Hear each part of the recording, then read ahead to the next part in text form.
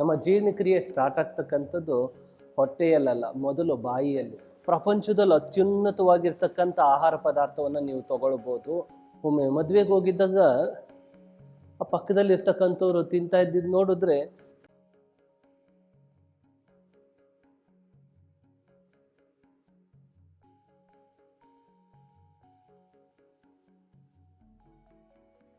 ನಮಸ್ತೆ, ರಾಘವೇಂದ್ರ ಯೋಗ ಚಾನಲ್ಗೆ ಸ್ವಾಗತ. ಈ ದಿನದಲ್ಲಿ ಉತ್ತಮ ಜೀರ್ಣಕ್ರಿಯೆಗೆ ಸಹಕಾರಿಯಾಗ್ತಕ್ಕಂಥ, ಅಂದರೆ ಡೈಜೆಷನ್ಗೆ ಸಹಕಾರಿಯಾಗ್ತಕ್ಕಂಥ ಮುಖ್ಯವಾದಂಥ ಆಸನಗಳನ್ನು ತಿಳಿದುಕೊಳ್ಳೋಣ. ಇತ್ತೀಚಿನ ದಿನಗಳಲ್ಲಿ ಬಹಳಷ್ಟು ಮಂದಿ ಬೇರೆಯವರನ್ನು ಕೇಳ್ತಕ್ಕಂಥ ಹಾದಿ ಅಂದರೆ, ನಾನು ಯಾವ ಮೆಡಿಷನ್ ತಗೊಳ್ಳಿ, ನನ್ನ ಜೀರ್ಣಕ್ರಿಯೆ ತುಂಬ ವೀಕ್ ಇದೆ, ಯಾವ ಮೆಡಿಷನ್ ತಗೊಳ್ಳಿ ಅಂತ ಹೇಳಿ ಕೇಳ್ತಾರೆ. ಯಾವ ಡಯಟ್ ಮಾಡಲಿ? ಇದಕ್ಕಿಂತ ಮುಖ್ಯವಾಗಿ ನಾವು ಯೋಚನೆ ಮಾಡಬೇಕಾಗಿರ್ತಕ್ಕಂಥದ್ದು ಅಂದರೆ, ಪ್ರಪಂಚದಲ್ಲಿ ಅತ್ಯುನ್ನತವಾಗಿರ್ತಕ್ಕಂಥ ಆಹಾರ ಪದಾರ್ಥವನ್ನು ನೀವು ತಗೊಳ್ಬೋದು, ಬಹಳ ರಿಚ್ ಫುಡ್ಡನ್ನು ನೀವು ತಗೋಬೋದು, ಬಹಳ ವಿಶೇಷವಾಗಿರ್ತಕ್ಕಂಥ ಎಲ್ಲ ಅಂಶಗಳನ್ನು ಒಳಗೊಂಡಿರ್ತಕ್ಕಂಥ ಪದಾರ್ಥವನ್ನು ತೆಗೆದುಕೊಳ್ಬೋದು. ಆದರೆ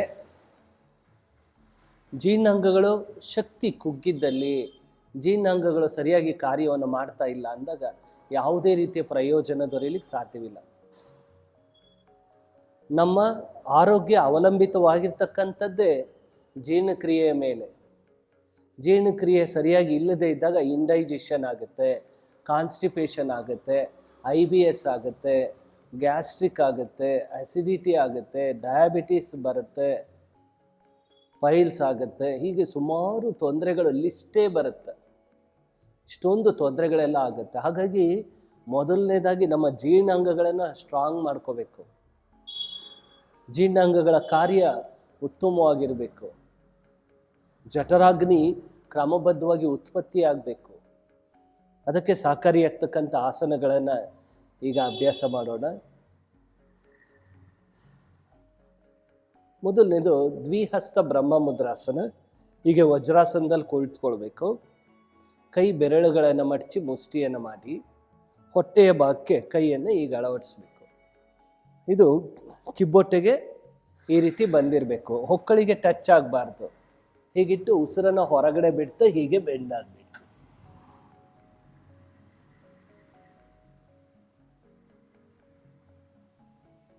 ದೀರ್ಘ ಉಸಿರಾಟ ಇರಬೇಕು. 60 ಸೆಕೆಂಡ್ಗಳ ಕಾಲ ಅಭ್ಯಾಸ ಮಾಡಬೇಕು. ನಂತರ ಉಸಿರನ್ನು ತೆಗೆದುಕೊಳ್ತಾ ವಜ್ರಾಸನಕ್ಕೆ ಬಂದು ವಿಶ್ರಾಂತಿಯನ್ನು ಕೊಡಬೇಕು. ಏಕಹಸ್ತ ಬ್ರಹ್ಮ ಮುದ್ರಾಸನ. ಬಲಗೈನಲ್ಲಿ ಮುಷ್ಟಿಯನ್ನು ಮಾಡಬೇಕು. ಈ ರೀತಿಯಲ್ಲಿ ಹೆಬ್ಬೆರಳು ಹೊರಗಡೆ ಇರಬೇಕು, ಹೊಕ್ಕಳಿನ ಭಾಗಕ್ಕೆ ಅಳವಡಿಸ್ಬೇಕು. ಹಿಂದೆ ಮಾಡಿದ ಆಸನದಲ್ಲಿ ಕಿಬ್ಬೊಟ್ಟೆಯ ಭಾಗಕ್ಕಿತ್ತು, ಆದರೆ ಇಲ್ಲಿ ನಾಭಿಯ ಭಾಗಕ್ಕೆ ಬರಬೇಕು. ಈ ರೀತಿಯಲ್ಲಿ ಅಳವಡಿಸಿ ಎಡಗೈಯನ್ನು ಮೇಲೆ ತಂದು ಉಸಿರನ್ನು ಹೊರಗಡೆ ಬಿಡ್ತಾ ಮುಂದೆ ಬಾಗ್ಬೇಕು. ಹೀಗೆ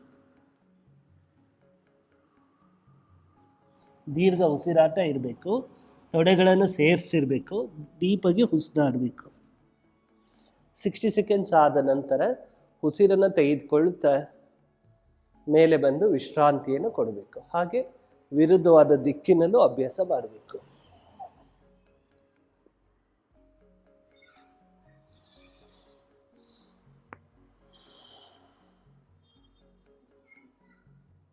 ಇದು ಮುಖ್ಯವಾದಂಥ ಆಸನಗಳಲ್ಲಿ.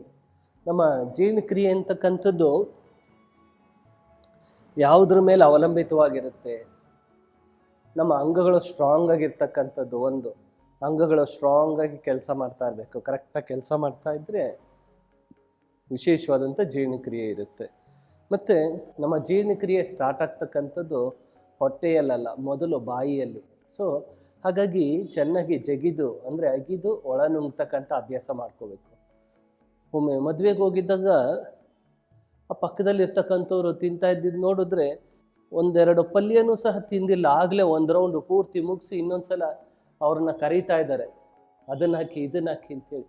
ಅಂದರೆ ಅವ್ರು ಅಗಿತಾ ಇಲ್ಲ, ದಪ್ಪನಾಗಿ ನುಂಗ್ತಾ ಇದ್ದಾರೆ. ಸ್ಟಮಕ್ ಹ್ಯಾಸ್ ನೋ ಟೀತ್, ಹೊಟ್ಟೆಗೆ ಯಾವುದೂ ಅಲ್ಲಿರೋದಿಲ್ಲ. ಹಾಗಾಗಿ ಚೆನ್ನಾಗಿ ಅಗಿದು ತಗೊಳ್ತಕ್ಕಂಥ ಅಭ್ಯಾಸ ಮಾಡ್ಕೋಬೇಕು. ನೆಕ್ಸ್ಟ್ ಆಸನ ಮಾಲಾಸನ. Part 1 and 2. ಪಾದಗಳ ಮೇಲೆ ಕುಳಿತುಕೊಳ್ಬೇಕು. ಕಾಲುಗಳು ವಿ ಆಕಾರದಲ್ಲಿ ಇರಬೇಕು, ಹೀಗೆ. ನೆಕ್ಸ್ಟ್ ಕೈಗಳನ್ನು ಈ ರೀತಿ ತೆಗೆದುಕೊಂಡು ಕಾಲುಗಳನ್ನು ಹಿಡಿಯಿರಿ. ಉಸಿರನ್ನು ಹೊರಗಡೆ ಬಿಡುತ್ತಾ ಮುಂದೆ ಬಾಗಬೇಕು. ಹಣೆಯನ್ನು ನೆಲಕ್ಕೆ ಅಳವಡಿಸ್ಬೇಕು. ಸಾಧ್ಯವಾದರೆ ಗದ್ದವನ್ನು ಅಳವಡಿಸ್ಬೇಕು. ಈ ರೀತಿಯಲ್ಲಿ ಸಹಜ ಉಸಿರಾಟ ಇರಲಿ. 30ರಿಂದ 60 ಸೆಕೆಂಡುಗಳು. ನಂತರ ಉಸಿರನ್ನು ತೆಗೆದುಕೊಳ್ಳುತ್ತಾ ದಂಡಾಸನಕ್ಕೆ ಬಂದು ವಿಶ್ರಾಂತಿಯನ್ನು ಕೊಡಬೇಕು. ಇದು ಮುಖ್ಯವಾದಂಥ ಆಸನ. ಇತ್ತೀಚಿನ ದಿನಗಳಲ್ಲಿ ವೆಸ್ಟೇರಿಯನ್ ಟಾಯ್ಲೆಟ್ ಸಿಸ್ಟಮು, ಡೈನಿಂಗ್ ಟೇಬಲ್ಲು, ಎಲ್ಲಿ ಹೋದರೂ ನೆಲದ ಮೇಲೆ ಕುಳಿತುಕೊಳ್ಳೋದಿಲ್ಲ. ಈ ಅಭ್ಯಾಸದಿಂದಾಗಿ ಜೀರ್ಣಾಂಗಗಳ ಮೇಲೆ ಕ್ರಮಬದ್ಧವಾದಂಥ ವ್ಯಾಯಾಮ ಬರೋದಿಲ್ಲ. ಹಾಗಾದಾಗ ಜೀರ್ಣಕ್ರಿಯೆ ತುಂಬ ಕುಸಿತ ಹೋಗುತ್ತೆ ಮತ್ತು ಕಾಲುಗಳು ಇವುಗಳೆಲ್ಲ ತಮ್ಮ ಸಾಮರ್ಥ್ಯವನ್ನು ಕಳ್ಕೊಳ್ತವೆ. ಹಾಗಾಗಿ ಇದು ವಿಶೇಷವಾದಂಥ ಆಸನ. ಮತ್ತು ನೆಕ್ಸ್ಟ್ ಆಸನ ಪಾದಗಳ ಮೇಲೆ ಕುಳಿತುಕೊಳ್ಬೇಕು. ಕಾಲುಗಳು 1ರಿಂದ 1.5 ಅಡಿ ಅಂತರದಲ್ಲಿ ತಗೊಳ್ಬೇಕು, ಈ ರೀತಿ. ನೆಕ್ಸ್ಟು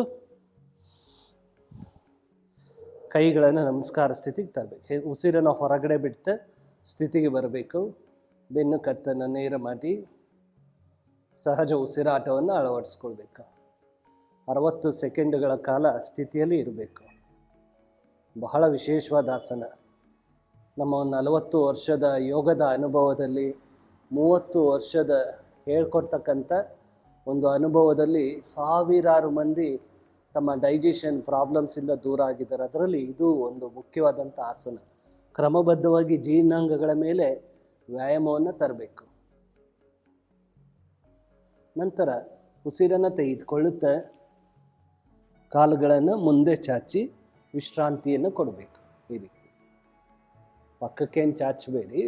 ಈ ರೀತಿಯಲ್ಲಿ ನೇರ ಹಂತದಲ್ಲಿ ವಿಶ್ರಾಂತಿಯನ್ನು ಕೊಡಬೇಕು. ಮುಂದಿನ ಆಸನ ಜಠರ ಪರಿವರ್ತನಾಸನ. ಬಹಳ ಮುಖ್ಯವಾದಂಥ ಆಸನ. ಜಠರ ಅಂದರೆ ಬೌಲ್ಸ್, ಪರಿವರ್ತನ ಅಂದರೆ ಟೋನ್ ಮಾಡ್ತಕ್ಕಂಥದ್ದು. It tones of the bowls and the intestines. ಕರುಳು ಮತ್ತು ಜಠರವನ್ನು ಪರಿವರ್ತನೆ ಮಾಡಲಿಕ್ಕೆ ಇದು ಸಪೋರ್ಟನ್ನು ಮಾಡುತ್ತೆ. ಹಾಗಾಗಿ ಈ ಆಸನವನ್ನು ಜಠರ ಪರಿವರ್ತನಾಸನ ಅಂತ ಕರೀತಾರೆ. ವೆರಿ ಸ್ಪೆಷಲ್ ಆಸನ. ಬೆನ್ನಿನ ಮೇಲೆ ಈ ರೀತಿ ಮಲಗಬೇಕು. ಕೈಗಳು ಭುಜಕ್ಕೆ ನೇರವಾಗಿರಲಿ.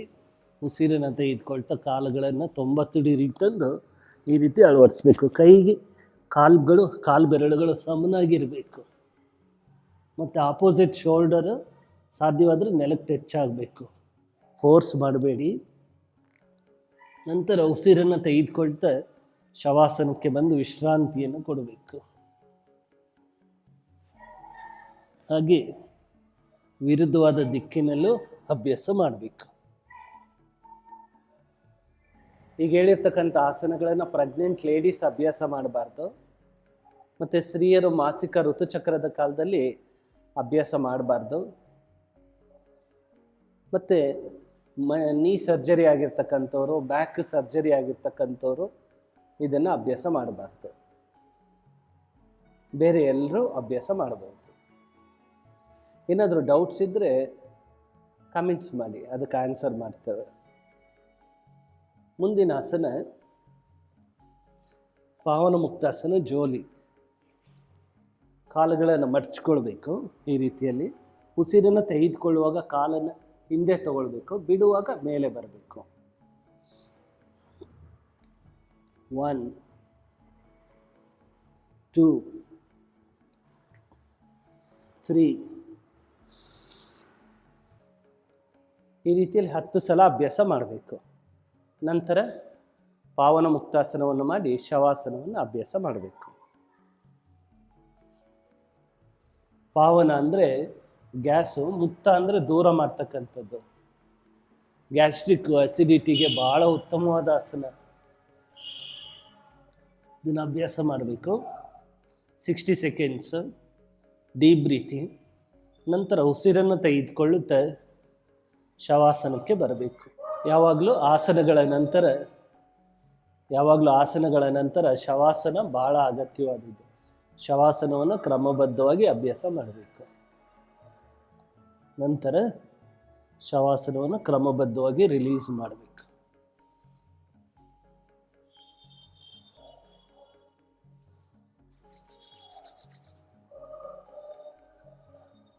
ಮೃದುವಾಗಿ ಮಸಾಜನ್ನು ಮಾಡಿ ರೆಪ್ಪೆಗಳನ್ನು ಆಡಿಸ್ತಾ ತೆಗಿಬೇಕು ಕಣ್ಣನ್ನು.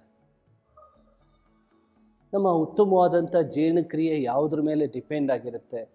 ನಮ್ಮ ಮನಸ್ಸಿನ ಉತ್ತಮ ಸ್ಥಿತಿ ಮೇಲೂ ಡಿಪೆಂಡ್ ಆಗಿರುತ್ತೆ. Calmful mind create a healthy stomach, stressed mind create a burning stomach ಅಂತ ಹೇಳಿ. ನಮ್ಮ ಮನಸ್ಸು ಯಾವಾಗ ಕಾಮಾಗಿರುತ್ತೆ ಅವಾಗ ಹೆಲ್ದಿ ಆದಂಥ ಡೈಜೆಷನ್ ಇರುತ್ತೆ. ಯಾವಾಗ ನಾವು ತೊಂದರೆಯನ್ನು ತಗೊಳ್ತಾ ಇರ್ತೇವೆ, ಅಂದರೆ ಯಾವಾಗ ಸ್ಟ್ರೆಸ್ ಆಗ್ತಾ ಇರ್ತೇವೆ, ಆಗ ಹೊಟ್ಟೆ ಉರಿ ಎಲ್ಲ ಸ್ಟಾರ್ಟ್ ಆಗ್ತಾ ಇರುತ್ತೆ. ಎದೆ ಉರಿ, ಗಂಟ್ಲು ಉರಿ ಆಗ್ತಕ್ಕಂಥದ್ದು. ಏಕೆಂದರೆ ಅಷ್ಟು ಅಸಿಡಿಟಿ ಕ್ರಿಯೇಟ್ ಆಗುತ್ತೆ. ಹಾಗಾಗಿ ನಾವು ನಮ್ಮ ಮನಸ್ಸನ್ನು ಶಾಂತ ಹಂತದಲ್ಲಿ ಉಳಿಸ್ಕೊಳ್ಬೇಕು. ಅದಕ್ಕೆ ಸಪೋರ್ಟ್ ಆಗ್ತಕ್ಕಂಥ ಬಹಳ ಮುಖ್ಯವಾದಂಥ ಭಾಗ ಅಂದರೆ ಧ್ಯಾನವನ್ನು ಅಭ್ಯಾಸ ಮಾಡ್ತಕ್ಕಂಥದ್ದು. ಪ್ರತಿದಿನ 15 ನಿಮಿಷ ಧ್ಯಾನ ಮಾಡಬೇಕು. ನಮ್ಮದೇ ಗೈಡೆಡ್ ಮೆಡಿಟೇಷನ್ಸು ಬಹಳ ಇವೆ. ಅದರಲ್ಲಿ ಯಾವುದಾದ್ರೂ ಒಂದನ್ನು ಆಯ್ಕೆ ಮಾಡ್ಕೊಳ್ಳಿ, ಪ್ರತಿದಿನ ಅಭ್ಯಾಸ ಮಾಡಿ. ಬಹಳ ಮುಖ್ಯವಾದದ್ದು. ಮತ್ತು ಎರಡನೇದು ಜೀರ್ಣಕ್ರಿಯೆ, ಅಂದರೆ ಚೆನ್ನಾಗಿ ಅಗಿದು ಆಹಾರ ಪದಾರ್ಥಗಳನ್ನು ತಗೊಳ್ಬೇಕು. ಮತ್ತು ಫೈಬರ್ ಇರ್ತಕ್ಕಂಥ ಫುಡ್ಡನ್ನು ತಗೊಳ್ತಕ್ಕಂಥದ್ದು, ಅಂದರೆ ಬೀನ್ಸು, ಈ ರೀತಿ ಪದಾರ್ಥಗಳನ್ನು ತೆಗೆದುಕೊಳ್ತಕ್ಕಂಥದ್ದು ಬಹಳ ಮುಖ್ಯವಾಗಿರುತ್ತೆ. ಮತ್ತು 2 ರಿಂದ 2.5 ಲೀಟ್ರಷ್ಟು ನೀರನ್ನು ತಗೊಳ್ತಕ್ಕಂಥದ್ದು ಮುಖ್ಯವಾಗಿರುತ್ತೆ. 6 ಗಂಟೆಗಳು ನಿದ್ರೆಯನ್ನು ಮಾಡಬೇಕು ಮತ್ತು ಮುಖ್ಯವಾದಂಥ ಅಂಶ. ಮತ್ತು ಆನ್ ಟೈಮಲ್ಲಿ ಫುಡ್ ತೊಗೋಬೇಕು. ನೀವು ಇದೆಲ್ಲ ಫಾಲೋ ಮಾಡಿ ಆನ್ ಟೈಮಲ್ಲಿ ಫುಡ್ ತೊಗೋತಾ ಇಲ್ಲ ಅಂದರೆ ಖಂಡಿತವಾಗಿ ನಿಮಗೆ ಒಂದು ಪ್ರಯೋಜನ ದೊರೀಲಿಕ್ಕೆ ಸಾಧ್ಯವಿಲ್ಲ. ಇನ್ನು ತುಂಬ ತೊಂದರೆ ಇದೆ ಅಂದರೆ ಖಂಡಿತವಾಗಿ ನಮ್ಮನ್ನು ಭೇಟಿ ಮಾಡಿ. ನಿಮಗೆ ಅವಶ್ಯಕವಾಗಿರ್ತಕ್ಕಂಥ ಆಸನಗಳು, ಪ್ರಾಣಾಯಾಮಗಳು, ಅವುಗಳನ್ನೆಲ್ಲ ಕಂಪೋಸ್ ಮಾಡಿ ಹೇಳ್ಕೊಡ್ತೇವೆ. ನಿಮ್ಮ ತೊಂದರೆಗಳಿಂದ ಮುಕ್ತವಾಗಿ ಹ್ಯಾಪಿ ಲೈಫನ್ನು ಕ್ರಿಯೇಟ್ ಮಾಡ್ಕೊಳ್ಬೋದು. Happy time.